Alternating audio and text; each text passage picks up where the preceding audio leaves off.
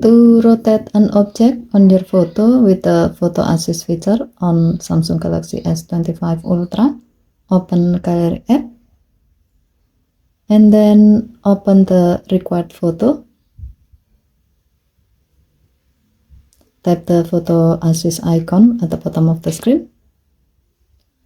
Next, long tap the object you like to rotate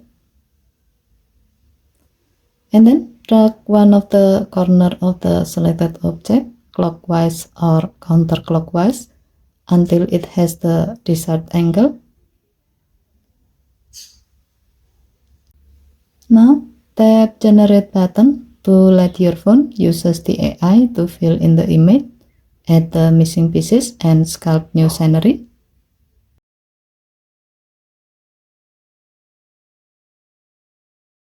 Once done, you can tap Save Copy to save the edited photo as a new photo.